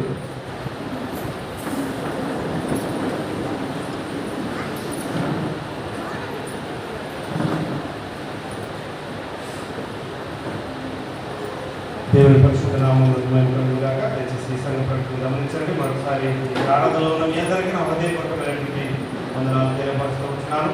నూతనంగా వచ్చిన వారికి కూడా ప్రత్యేకమైన శుభాలు తెలియజేస్తూ సంఘంలో ఆహ్వానం తెలియపరుస్తూ ఉంటున్నాను. ఆదివారం ఆరాధన దయచేసి గమనించండి. వచ్చే నెల 1వ తారీఖు తెల్లవారుజామున ఆరాధన ఉంటుంది, దయచేసి గమనించండి. 2వ తారీఖు ఆదివారం వచ్చింది కాబట్టి 1వ తారీఖు తెల్లవారుజామున జరిగే కమ్యూనిటీ సర్వీస్ తీసివేయడం జరుగుతూ ఉంటుంది. 2వ తారీఖు జరిగే ఆదివారం మొదటి ఆరాధనలో పరిశుద్ధ సమభక్తి ఆరాధన ఉంటుంది. 9:30 గంటలకు ఆరాధన ప్రారంభించబడుతూ ఉంటుంది, గమనించాలని కోరుకుంటున్నాను. ఆగస్టు నెల మొదటి రోజు తెల్లవారుజాము ఆరాధన కొరకు సిద్ధపడాలని కూడా ప్రభు పేరుగా మనం చేసుకుంటున్నాం. ప్రాంతాలు జరుగుతూ ఉంటుంది, సంతోషిస్తూ ఉంటున్నాం. ఉపవాసకుడిగా ఖచ్చితంగా 11:30 గంటలకు ప్రారంభించబడుతూ ఉంటుంది. దయచేసి స్త్రీలు సమయాన్ని పాటిస్తూ ఆరాధనలో పాల్గొనాలని కోరుకుంటున్నాం. గత వారంలో జరిగిన కుటుంబ ప్రార్థనలు 21వ తారీఖు ఐకాటి కుటుంబంలో జరిగినటువంటి ప్రార్థన గంభీరంగా జరగడానికి దేవుడికి చూపిన కృపను బట్టి వందనాలు చెల్లిస్తూ ఉంటున్నాం. ప్రతి కుటుంబంలో 412 రూపాయలు కానుకతో వచ్చాయి. అదేవిధంగా 22వ తారీఖు జరిగినటువంటి ఇందిరా గారి కుటుంబంలో జరిగిన ఆ కుటుంబ ప్రార్థన కూడా దేవుడి నామంగా జరిగింది. అక్కడ వచ్చిన కానుక 312 రూపాయలు వచ్చాయి. ఫ్రైడే 635 రూపాయలు కానుకతో వచ్చాయి. శ్రీమతి ఉమెన్స్ కావర్స్ ద్వారా ఫ్యూల్ ఆఫర్ ద్వారా 1200 రూపాయలు కానుకతో వచ్చాయని తెలియపరుస్తూ వచ్చినాం. అదే రీతిగా దయచేసి సాయంత్రం 5 గంటలకు 5:30 గంటలకు యూత్ మీటింగ్ ఉంటుంది. దయచేసి ఎవరొస్తుంది గమనించి ఈ యూత్ మీటింగ్లో పాల్గొనవలసిందిగా కోరుతూ ఉంటున్నాం. ఈరోజు బైబిల్ ఎగ్జామ్ ఉంటుంది. బిఎస్ఐ ఆధ్వర్యంలో జరుగుతున్నటువంటి మెగా బైబిల్ కాంటెస్ట్లో పాల్గొంటున్నటువంటి వారందరూ కూడా మన కొత్తగూడెం సిఎస్ఐ సెంట్ ఆర్డర్ చేసినందు ఈ యొక్క బైబిల్ ఎగ్జామ్ జరగబోతూ ఉంటుంది. కాబట్టి అందరూ కూడా 2 గంటల నుండి 2:30 గంటలకు అక్కడ పాల్గొనాలని ప్రభు పేరిట మనం తీసుకుంటున్నాను. సమయాన్ని పాటించాలని కోరుకుంటున్నాను. అదేవిధంగా ఇంకా ఏమైనా డౌట్స్ ఉంటే అతని గారిని సంప్రదించాలని కూడా కోరుకుంటున్నాను.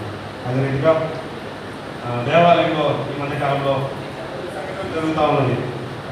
అనుకున్నట్టు సెక్యూరిటీ లేకపోవడం ద్వారా కొన్ని వస్తువులు మనం కోల్పోయాం, దొంగలు పడుతూ ఉన్నారు.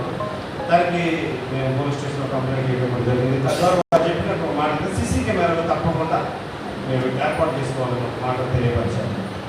ఈ విషయంలో కమిటీ వారు అందరూ సెక్రటరీ గారు ఇవన్నీ ఆలోచన చేస్తూ సీసీ కెమెరాలు తప్పకుండా ఏర్పాటు చేయాలనే ఆలోచన రాత్రి దాని గురించి ఎస్టిమేషన్ కూడా వేయడం జరిగింది. మన మధ్యలో చైరాజ్ గారు సీసీ కెమెరా పెట్టి వ్యక్తులను తీసుకొచ్చి అంతా మన ప్రాంగణం అంతా చూపించారు. మొత్తం కెమెరాలు పెడితే 55,000 రూపాయల వరకు ఖర్చు అవుతుందని వారు ఎస్టిమేషన్ ఇచ్చారు రాత్రి. కాబట్టి దయచేసి సంఘం గమనించండి. దేవాలయం కాపాడుకోవాల్సిన బాధ్యత మన మీదే ఉంటుంది. ఏ ఒక్కరు నిలబడి రోజంతా కాపలా కాయడం ఎక్కడి నుంచి ఎవరు ఏం చేస్తారో తెలియని పరిస్థితులు ఎదురవుతాము. కాబట్టి తప్పకుండా సీసీ కెమెరాలు కావాలి. సంఘాన్ని నేను అభ్యర్థిస్తూ ఉన్నాను, సంఘాన్ని కోరుతూ ఉన్నాను. ఎవరైనా ముందుకు రాండి, ఎన్ని కుటుంబాలైనా సరే ఎవరైనా సరే ముందుకు వచ్చి మీ సహాయం మాకు అందించాలని కోరుకుంటున్నాను. దేవుడు మీ కుటుంబాలను బహుగా దీవించే కొరకు ఒక మంచి కార్యక్రమం తప్పకుండా ఈ కెమెరాల ద్వారా దేవాలయం పరిరక్షించుకోవడానికి, కాపాడుకోవడానికి మనమందరము భాగస్వామ్యం అవుతామని జ్ఞాపకం చేసుకుంటున్నాం. తప్పకుండా మీ యొక్క కష్టాల నుండి సహాయం చేయాలని మీ అందరికీ మనం చేసుకుంటున్నాను. దేవుడు మిమ్మల్ని మీ కుటుంబాలను దీవించుకుంటారు. అదే రీతిగా గడ్డం డేవిడ్ రాజు గారు మన మధ్యలో ఉన్నారు. వారి జీవితంలో ఇదే మందిరంలో ఎంతో కాలం నుండి మన మధ్యలో ఉంటున్నారు. అంతేకాదు యవనస్తుల కాలం నుండి ఇప్పటికీ వాళ్ళ కమిటీ మెంబర్గా యవనస్తుల పరిచయం దగ్గర నుంచి మొదలు పెడితే 50 సంవత్సరాలు అవుతూ ఉంది వారి కమిటీ మెంబర్. ఇది ఒక గొప్ప అచీవ్మెంట్. కాబట్టి నేను గడ్డం డేవిడ్ రాజు గారిని అభినందిస్తూ ఉంటున్నాను. 50 సంవత్సరాలు అంటే మామూలు విషయం కాదు. కాబట్టి వారు లేచి నిలబడితే మేమందరం ఒకసారి మిమ్మల్ని చూసి మీ నాయకత్వాన్ని మేము కూడా కోరుకుంటాం. తప్పకుండా మిమ్మల్ని దేవుడు ఇంకా బలపరిచి ఇంకా గొప్ప పరిచర్య ఈ సంఘానికి మీరు అందించాలని కోరుతూ ఒకసారి మనం చప్పట పడదామా ఒకసారి. అదే రీతిగా వారు కూడా ఈ మధ్యకాలంలో బహు బలహీనులు అయి ఉన్నారు. ఇప్పుడు కూడా కొంత బలహీనంగానే కనబడతా ఉన్నారు. దేవుడు ఇచ్చిన ఆరోగ్యాన్ని బట్టి కూడా దేవుడికి నేను స్తోత్రాలు చెల్లిస్తూ ఉంటున్నాను. అదే రీతిగా 2వ తారీఖు వచ్చే నెల 2వ తారీఖు ఆదివారం రోజు మన శాలం గారు సీఎం గారు రిటైర్మెంట్ అవుతా ఉన్నారు ఈ నెల 31వ తారీఖు. కాబట్టి 2వ తారీఖు వారికి వెల్ స్టేషన్ ఏర్పాటు చేస్తూ ఉంటున్నాం. సంఘం పక్షమున కమిటీ వారి పక్షంగా వెల్ స్టేషన్ ఏర్పాటు చేస్తూ ఉంటున్నాం. ఆ రోజు దేవుని మందిరంలోని వారికి వెల్ స్టేషన్ వారి ఫ్యామిలీ మొత్తాన్ని ఇక్కడే పిలిపించి వారి పిల్లలు కూడా వచ్చారు. వారు కూడా మనతో పాటుగా కలిసి ఆరాధనలు ఉంటారు 2వ తారీఖు. కాబట్టి దయచేసి సంఘంలో ఎవరైనా సరే వారిని సన్మానించాలంటే మీరు కూడా మీ యొక్క శాలువాలు తీసుకొని రావాలని కోరుకుంటున్నాం. కమిటీ వారు సిద్ధపాటు కలిగి ఉంటున్నాం. వారికి చక్కటి భోజనాలు కూడా ఏర్పాటు చేస్తూ ఉంటున్నాం. కాబట్టి ఈ కార్యక్రమంలో మీరు కూడా భాగస్వామ్యాలు జీఎం గారు ఇక్కడ ఉన్నంతకాలం మన దేవుని మందిరానికి ఎంతగా సహాయం చేశారు. వారు ఎంతో అండగా నిలబడ్డారు. మాట చెప్పాలంటే ప్రతి పనికి వారు ముందున్నారు. అన్నిటికీ సహాయం చేశారు. ఇది కాదు అని అనడానికి లేదు. ఏది అడిగినా మనకు ఆర్థికంగా హెల్ప్ చేసినట్టు వారుగా మనకున్నారు. అటువంటి సీఎం గారు రిటైర్మెంట్ అయి వెళ్ళిపోతున్నారంటే ఒక ఎంత బాధ కలుగుతూ ఉంది. పెద్దవారు లేకపోవడం అనేది ఒక కొంత లోటుగానే కనబడతా ఉన్నటువంటి అయినప్పటికీ ఆరోగ్యంతో ఆయుష్తో సంతోషంగా ఒక చిన్న కంప్లైంట్ కూడా తన మీద లేకుండా రిటైర్మెంట్ అవ్వడం అనేది ఆ మంచి పొజిషన్లో దేవుడు వారికి ఇచ్చిన యోగ్యతను బట్టి నేను జీఎం శాలంరాజు గారిని నేను అభినందిస్తూ ఉంటున్నాను. వారికి పదవి విరమణ శుభాకాంక్షలు కూడా తెలియజేస్తూ 2వ తారీఖు జరుగుతున్న కార్యక్రమం కొరకు మీరందరూ సిద్ధపడవలసిందిగా నేను ప్రభు పేరు మీకు మనం చేస్తున్నాను. గత వారం వచ్చినటువంటి కానుక ఒకసారి గమనించండి. ఆర్డినరీ ఆఫరింగ్స్ ద్వారా 4,016 రూపాయలు, ఫీల్డ్ ఆఫరింగ్ ద్వారా 15,900 రూపాయలు, ట్యాక్స్ మీనింగ్ ద్వారా 1,120 రూపాయలు, సండే స్కూల్ పర్చేరింగ్ ద్వారా 440 రూపాయలు, తెలంగాణ సంఘం ద్వారా 1,580 రూపాయలు. గత వారం వచ్చినటువంటి కానుకలు ఇచ్చినటువంటి మిమ్మల్ని బాగా దేవుడు దీవించారు. మనందరం నిలబడి మన కానుకలు ప్రభువులకు సమర్పించారు.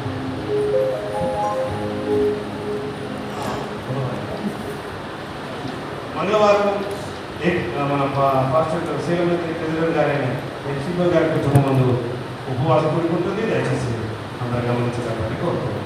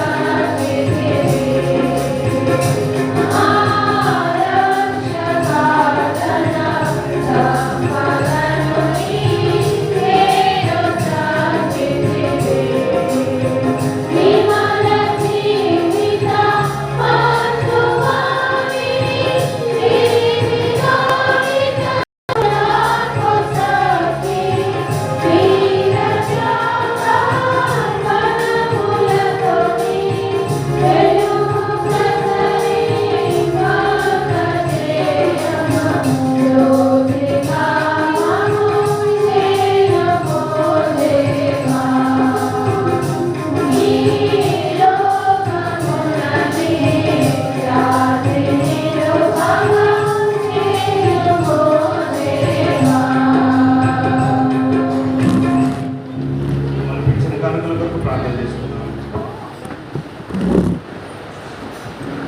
ఓ దేవాన్ని మంచి వరములకు దాత, ఈ దిన లెక్క కానుకల దయతో అంగీకరించి వీటిని మమ్మల్ని దీవించి లోకమందంతటి సమాధానంలో విసిరిపు చేయమని మా ప్రభువుని యేసుక్రీస్తు ద్వారా ప్రార్థిస్తూ వేడుకొనుచున్నాము తండ్రి.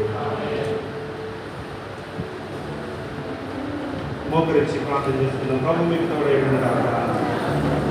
ప్రభువా మమ్మల్ని కనికరించుము.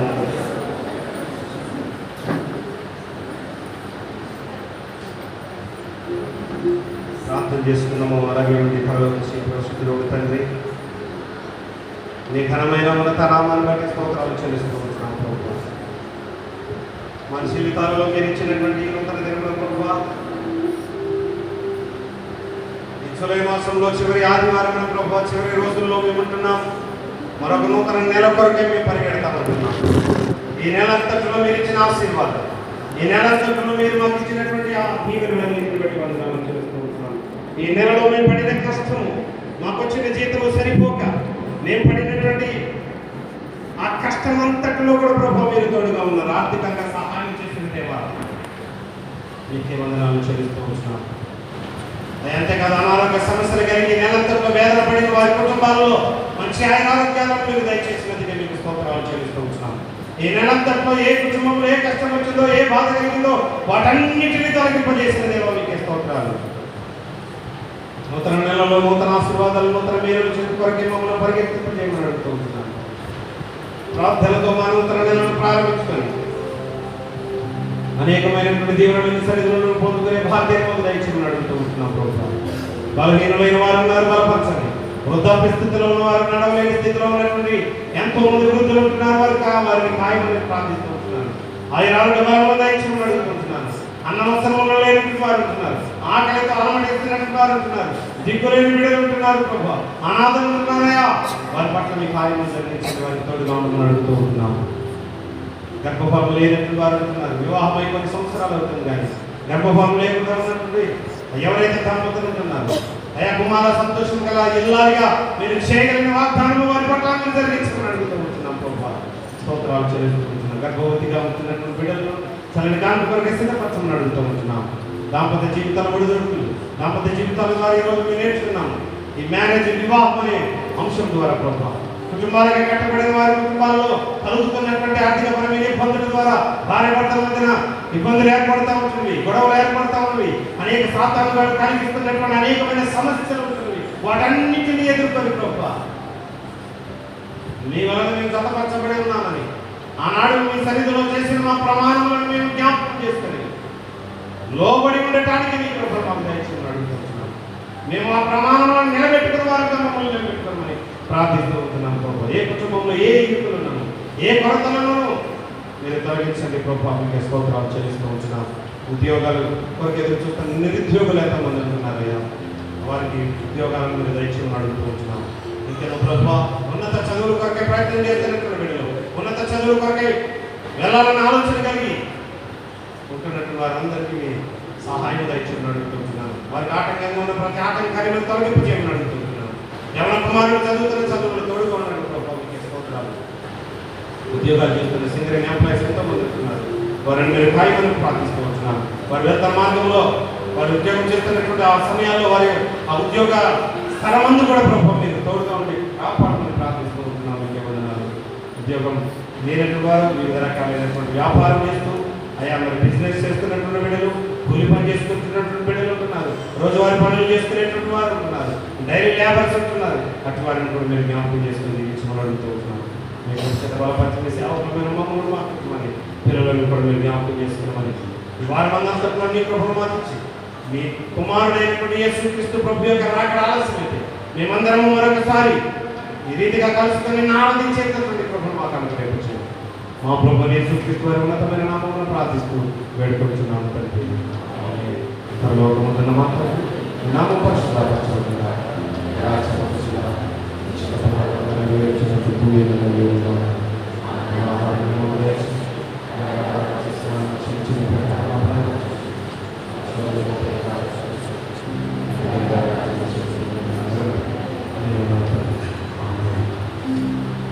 మన ప్రభు యేసుక్రీస్తు ప్రభు హరి దేవుని ప్రేమ పరిశుద్ధాత్మ దేవుని సహవాసం సమకూడిన మనందరికీ, మన కుటుంబాలకు, మన సంఘం అంతటికి దేవుని కృపతోడైనగా మన మదం నిలబడింది. ఆరాధన గురించి చెప్పారు 564 దేవరని దీవెనలు ధారాళంగా దేవుడు పాడుకుంటున్నాం.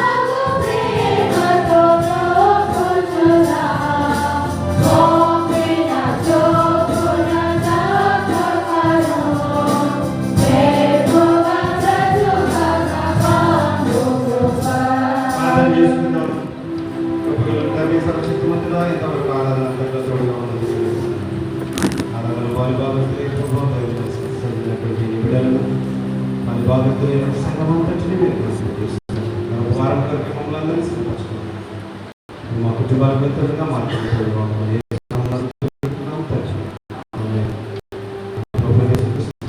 దేవునికి పిల్లలకు మనందరికీ నా ప్రాణమాయ